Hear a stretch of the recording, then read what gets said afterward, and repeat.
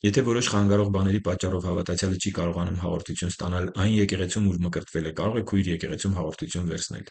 Այդպես հարց եք տալիս, բայց ի՞նչ է նշանակում որոշ խանգարող բաների պատճառով հավատացյալը չի կարողանում հաղորդություն ստանալ այն եկեղեցում, ուր մկրտվել է։ Նախ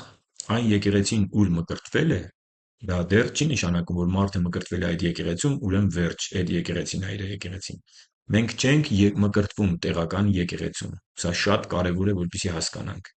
Մարդիկ դրանով կրկին մանիպուլյացիայի են ենթարկվում, ասում են դուք մկրտվել եք այս եկեղեցում։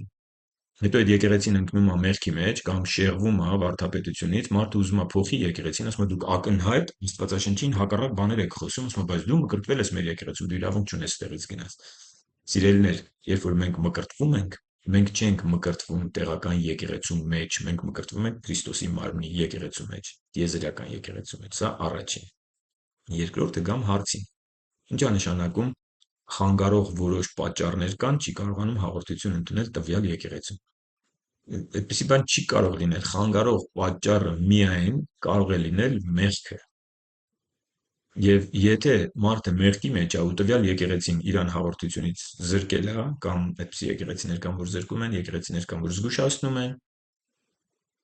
ինչ է նշանակում քույր եկեղեցում հաղորդություն ընդունել, այսինքն պետք է այդ խանգարող հարցը լուծվի, թե չէ նույն խնդրին կբախվեք, այսինքն եթե այն եկեղեցում էլ հաղորդություն ընդունեք, բայց կա խանգարող հանգամանքը, Աստծո պատիժն է գալիս նման մարդու վրա։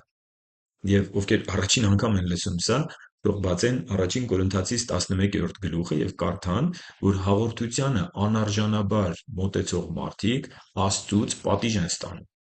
Այն մարդը, ով մեղքի կյանքով է ապրում եւ գնում է հաղորդությունը ընդունում,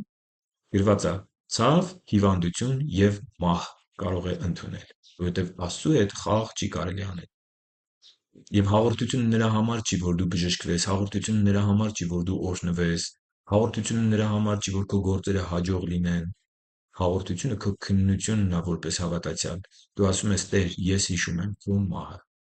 Ես հիշում եմ ինչի համար դու խաչվեցիր։ Հիշում եմ քո սերը, հիշում եմ մեղքի ամբողջ ահավորությունը։ Դու իմ մեղքերը վերցրեցիր քո վրա եւ իմ պատիժը կրեցիր։ Ես հիշում եմ դա։ Եվ դու իմ սիրտն ես տեսնում, որ ես թաքուն մեղք չունեմ իմ կյանքում եւ չկա այնպիսի մեղք, որի դեմ ես չպայքարեմ։ Եվ չկա այնպիսի մեղք, որ ես սիրեմ ու թաքցնեմ այդ մեղքը»։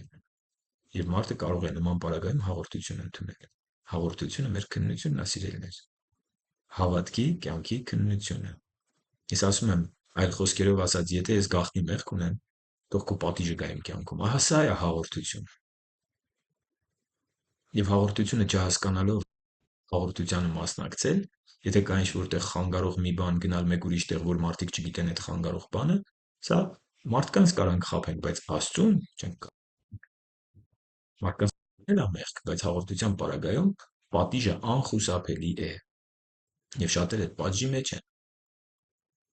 որովհետև ուղիղ չեն Աստծո հետ եւ հաղորդություն են ընդունում։ Եթե բացեք առաջին Կորինթացիներ 11-րդ գլուխը, այս իմ ասածների